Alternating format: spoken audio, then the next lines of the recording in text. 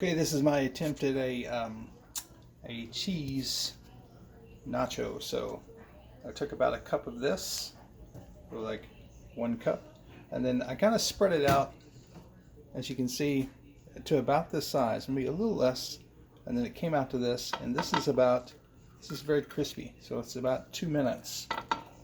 You see, it's crispy and kind of hard.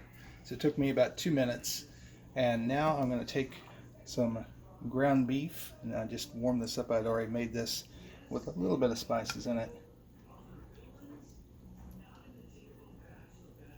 and then just kind of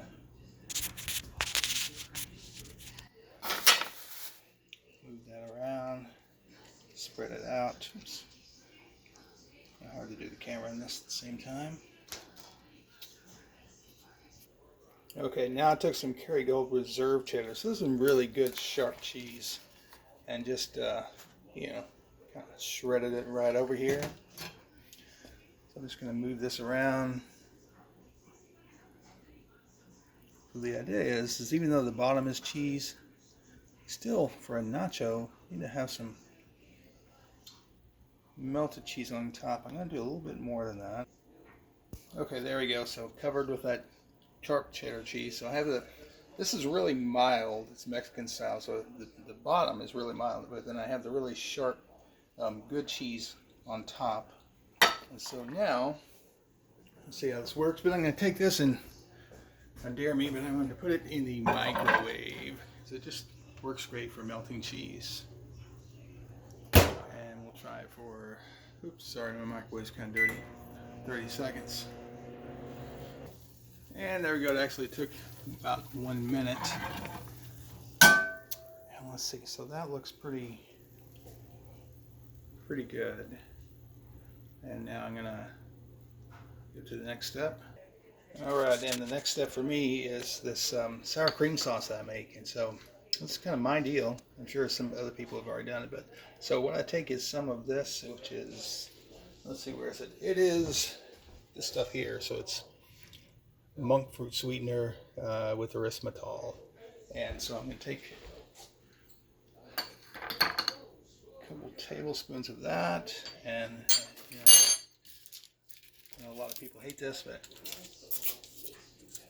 for me, I want a little more sweetness to it, and what really gets that is having a little bit of sweet and low. And then I'm going to add, this is real lime juice in a bottle, but it's real. And then some sour cream.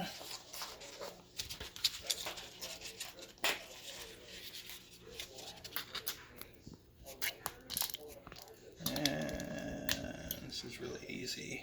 Do it this way. That's probably enough.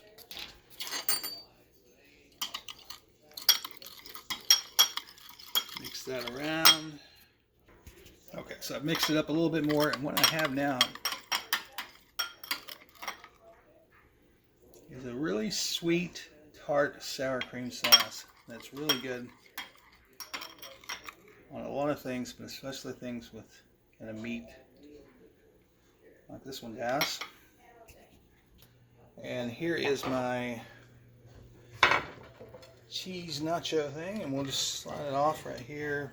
And I could have just cut that on the plate probably, but just so y'all can see it. Okay, and I have my knife, and let's just see how this works.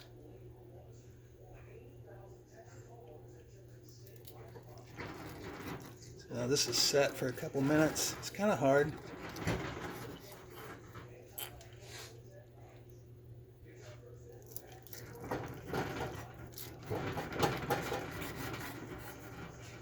we go.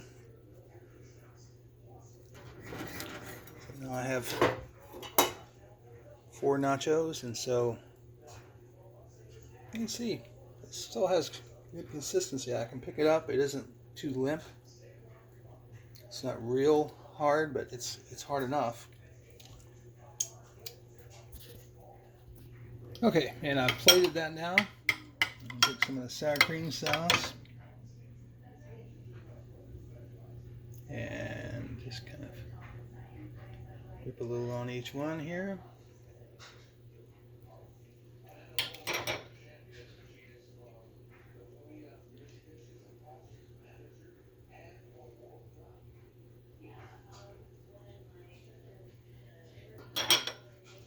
Perfect. You know, and I could add something to that, so I could add, if I really, what would really be great is add just a little bit of guacamole to each one.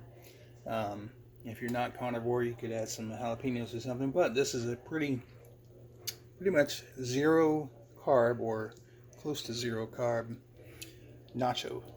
So I'll let you know how that works. Okay, I took a bite. It was really good. Really good. So I highly recommend it.